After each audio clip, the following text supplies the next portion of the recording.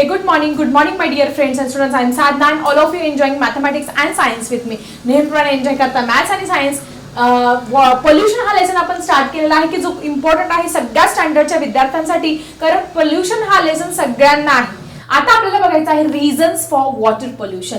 Water pollution हे कशा कशामुळे होत असतं, अजून कुठले कुठले रिझन आहे चला समजून घेऊया. सो आपल्याला सगळ्यात पहिले बघायचं आहे natural reasons which causing the water pollution. मग नॅचरल कुठले कुठले रिझन आहे की ज्याच्यामुळे वॉटर पोल्युशन होत असतं. सगळ्यात महत्वाचा ॲक्वॅटिक वीड. तुम्ही वेगवेगळ्या प्रकारच्या वनस्पती पाण्याच्या पृष्ठभागावरती वाढलेल्या बघितल्या आहेत का कधी?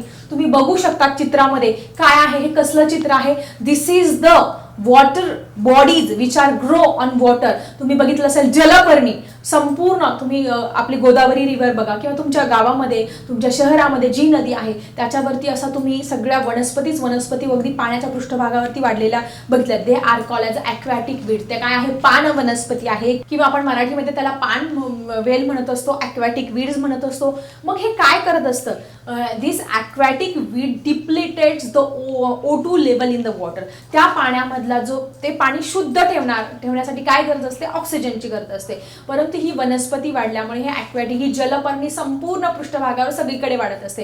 ती काय करत असते, त्या पाण्यातला ऑक्सिजन हा शोषून घेत असते and it changes the natural qualities of water. म्हणजे पाणी जे शुद्ध आहे त्या शुद्ध पाण्याचा वास यायला लागत असतो आणि ते पिण्यासाठी अयोग्य होत असतो. So this is the first natural reason, that is aquatic weed which causes the water pollution. Then next one is a decomposition of matter. आता डिकम्पोजिशन ऑफ मॅटर मध्ये काय होत असतं, decomposition of bodies of plants and animals. म्हणजे जे तुमचं पाणी आहे त्या पाण्यामध्ये अनेक ॲक्वॅटिक ॲनिमल्स आहे, तुमचे फिशेस आहे, क्रोकोडाईल आहे, टॉर्टॉइस आहे, so many aquatic animals are there. मग आता हे ॲक्वॅटिक ॲनिमल्स मरतात. मेल्यानंतर त्यांचं डिपोजिशन काय होत असतं, तळाला होत असतं, त्या पाण्याच्या तळाला. किंवा वेगवेगळ्या वनस्पती सुद्धा मरत असतात. मग या deposition of the aquatic animals and plants also causes the water pollution. याच्यामुळे सुद्धा पाण्याचं प्रदूषण होत असतं. वनस्पती आणि मेलेले प्राणी हे कुजत असतात पृष्ठभागाखाली जाऊन. Then next reason you can see the mud and sewage. Okay, नदीच्या प्रवाहामुळे व पात्र बदलण्यामुळे सुद्धा पाण्याचं प्रदूषण होत असतं. तुम्हाला माहिती आहे, means river current and its diversion also causes the water pollution. म्हणजे बघा, पावसाळ्यामध्ये कधी कधी नद्यांना महापूर येत असतात. त्या नद्या आपल्यासोबत खूप चिखल गाळ वाहून आणत असतात. त्याच्यामुळे काय होत असतं, त्याच्यामुळे वेगवेगळे क्षार वगैरे डिपॉझिट होते. त्याच्यामुळे सुद्धा वॉटर पोल्युशन होत असतं. आणि कधी कधी नदी ही काही कारणांमुळे आपली दिशा सुद्धा बदलत असते. त्यामुळे सुद्धा वॉटर पोल्युशन हे होऊ शकतं. Next reason is soil erosion. म्हणजे जमिनीची धूप होणं. तुम्हाला सगळ्यांना 5th स्टँडर्डमध्ये शिकलेला आहात जमिनीची धूप होणं म्हणजे काय. म्हणजे वारा आहे, पाऊस आहे, या सगळ्यांमुळे काय होत असतं, मातीचा जो वरचा थर आहे की जो 2.5 मीटरचा थर तयार होण्यासाठी 800 ते 1000 वर्ष लागत असतात. या मातीचा थर तयार होण्यासाठी हा मातीचा थर काही सेकंदामध्ये हवेबरोबर उडून जात असतो किंवा मुसळधार पाऊस झाला तर त्या पाण्याबरोबर ती माती वाहून जात असते. याला आपण म्हणत असतो सॉइल इरोजन. या सॉइल इरोजनमुळे सुद्धा many biotics and abiotic factors get added into the water and it causes the water pollution. The next one you can see the microbes like bacteria and fungi. All of you know that the dead animals and plants get deposited in the water, and on that dead animals and plant there is a growth of microorganisms like fungi and bacteria. मग ह्या fungi आणि bacteria ह्या मेलेल्या वनस्पती आणि प्राण्यांवरती वाढतात आणि त्याच्यामुळे काय होत असतं, वॉटर पोल्युशन हे होत असतं. So this is also most important reason for the water pollution. Then next one is the algae. All of you know the algae. You can see the algae which is green color. Excessive algal growth pollutes the water. म्हणजे खूप जास्त प्रमाणात त्या पाण्यामध्ये जर शेवाळ वाढलं तर पिण्या योग्य राहत नाही. Because it absorb all the oxygen from the water and it smells bad of that water. त्याच्यामुळे त्या पाण्याची क्वालिटी काय होत असते, घसरत असते, त्या पाण्याचा वास येत असतो, ते पिण्यायोग्य राहत नाही ज्यावेळेस जास्त अल्गी त्याच्यामध्ये वाढत असते. And the next one is the nematodes. Okay, soil nematodes flow in with rain water.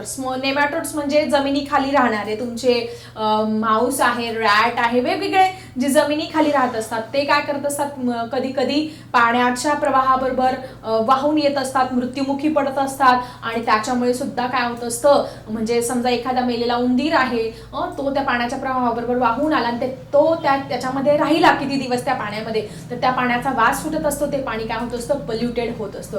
So student, all these are the natural reasons which causes the water pollution. Aquatic weeds बघितलं आपण, decomposition of water, mud, sweat, soil erosion, bacteria, fungi, algae and nematodes. All these are the natural reasons which causes the water pollution. जर तुम्हाला पेपरला विचारलं 2 किंवा 3 मार्क्सला, तुम्ही at least 4 तरी points इथे तुम्हाला लिहिता आले पाहिजे. तर तुम्ही तुमच्या नोटबुकमध्ये नोट डाऊन करा की कुठल्या नॅचरल रिझन्समुळे तुमचं पाणी हे प्रदूषित होत असतं. Okay, so student, now we have to see which are the man-made reason which causes the water pollution. So student, now we have to see which are the man-made reasons for causing the water pollution.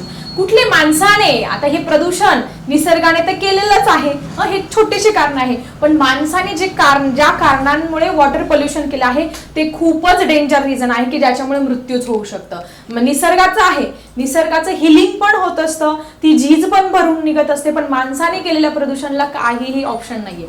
सगळ्यात महत्वाचं आहे, तुम्ही बघू शकता, domestic sewage is there. Domestic sewages from the villages and cities is disposal of in the river water. बघा, आता तरी सगळ्या शहरांमध्ये वॉशरूम्स आहेत, टॉयलेट्स आहेत, त्याच्यामुळे आपण त्याचा यूज करतो, त्याच्यामुळे स्वच्छता राहत असते. पण अजूनही काही खेड्यांमध्ये, काही गावांमध्ये टॉयलेटला हे बाहेर जात असतात, उघड्यावरती बसत असतात, नदीच्या किनारी, आणि त्याच्यामुळे काय होत असतात, ती जी घाण आहे ती घाण जर पाण्यामध्ये मिसळली तर वेगवेगळ्या प्रकारचे जे साथीचे आजार आहे, it causes the different type of epidemic diseases is there.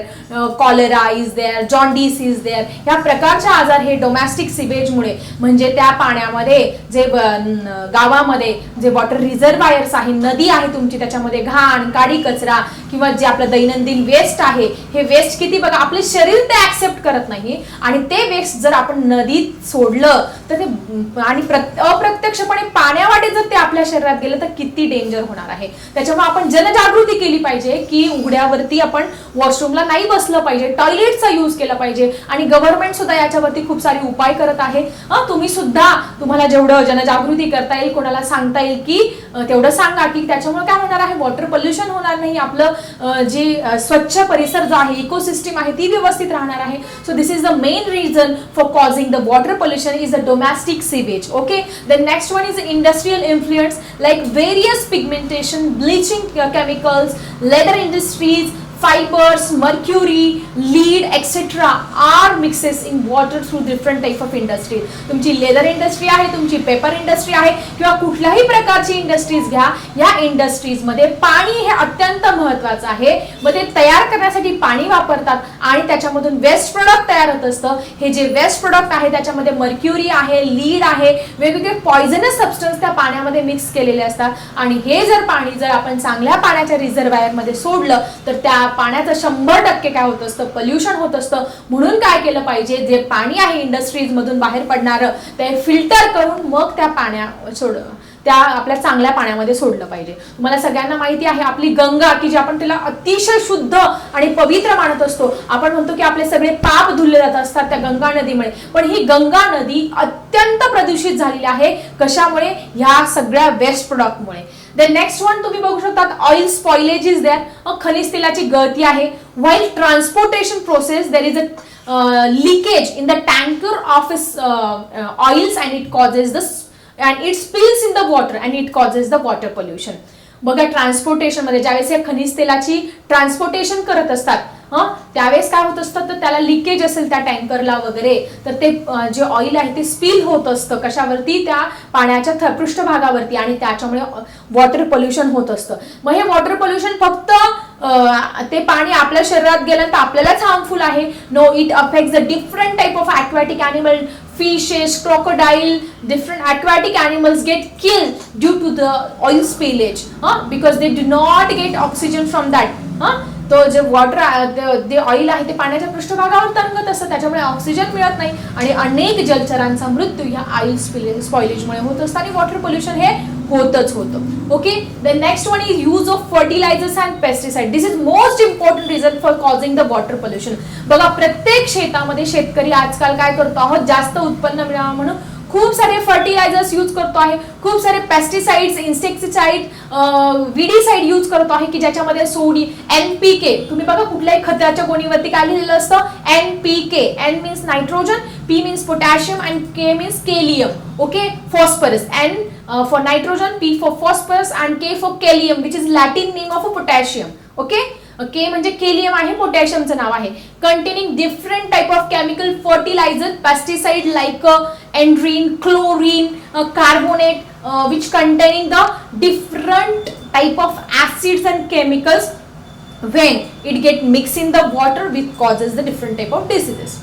ज्यावेळेस तो शेतकरी त्याच्यावरती पेस्टिसाइड फवारतो, विडीसाइड फवारत असतो, आणि ज्यावेळेस पाऊस येत असतो किंवा ते पावसाच्या पाण्याबरोबर ते काय होत असतं, फ्लो होऊन येत असतं, आणि जे वॉटर रिझर्वायरमध्ये जर मिक्स झालं तर काय होत असतं, it causes the water pollution. Then next one, other reason. There are so much reason which causes the water pollution. Man-made reason तर खूपच जास्त आहे की ज्याच्यामुळे हे प्रदूषण होत असतं. फर्स्ट रिझन तुम्ही बघू शकता, डिस्पोजल ऑफ ह्युमन वेस्ट. हे तर तुम्हाला अगोदर सांगितलं, ह्युमन आपण जो रोज सकाळी उठल्या उठल्या एक्सक्रिटरी प्रोडक्ट जे बाहेर टाकत असतो, हे जर वॉटर रिझर्वायर मध्ये टाकले तर खूप सारे आजार होत असतात. So it is be careful about washing of clothes in that river और वॉटर रिझर्वायर. आपण कपडे धुवत असतो, तुम्ही बघा खेड्याकडे कपडे डायरेक्ट नदीवरती जाऊन धुवत वगैरे असतात, त्याच्यामुळे सुद्धा वॉटर पोल्युशन असतो. Decomposition of hemp and flax in the water.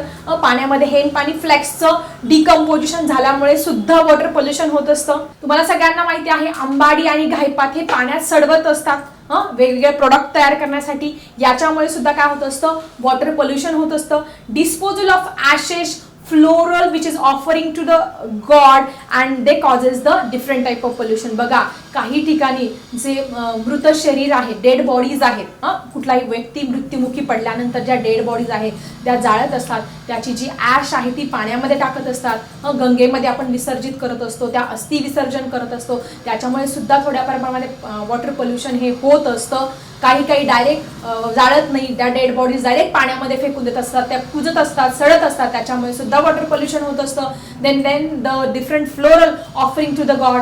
देवाला आपण वेगवेगळे फुलं अर्पण करतो, फळं अर्पण करत असतो, मग ते निर्माल्य जे आहे ते निर्माल्य खूप सारं जमा होत असतं, ते डायरेक्ट काय करतात, लोक येऊन पाण्यामध्ये टाकतात, आणि त्याच्यामुळे काय होत असतं, ते पाणी खूप जास्त प्रदूषित, ते सडतं, खराब होत असतं. म्हणून हे निर्माल्य आपण निर्माल्य कलशामध्ये टाकलं पाहिजे, साधी सोपी गोष्ट आहे. Then water from the thermal power plant. Thermal power plant मधून वेगवेगळं पाणी which is very poisonous, which contains different type of radioactive substances, when get mixed in the water reservoir, it causes the water pollution. So अशा पद्धतीने आपण man-made reasons आणि कुठले natural reasons आहे या वॉटर पोल्युशन साठी हे आज छानपैकी समजून घेतले. परीक्षेसाठी खूप इम्पॉर्टंट आहे. तुम्ही तुमच्या पुस्तकामध्ये नक्की नोट डाऊन करा, तुमच्या नोटबुक मध्ये नोट डाऊन करा, कारण एक्झाम मध्ये मॅनमेड रिझन्स कुठले आहे, 5 रिझन्स आहे. नॅचरल रिझन तुम्हाला समजावून सांगितले, तर हे नक्की तुम्हाला एक्झामसाठी इम्पॉर्टंट आहे आणि जनरल नॉलेजसाठी खूप इम्पॉर्टंट आहे. सो तुम्ही नोट डाऊन करा. कसा वाटला आजचा व्हिडिओ जरा कमेंटमध्ये लिहायला विसरू नका. काही शंका असेल तर तरी कमेंटमध्ये टाका, आणि आवडला असेल तर नक्की एक लाईक करा. चला भेटूया अशाच इंटरेस्टिंग टॉपिकसह नेक्स्ट व्हिडिओमध्ये. आता मी थांबते. Bye everyone.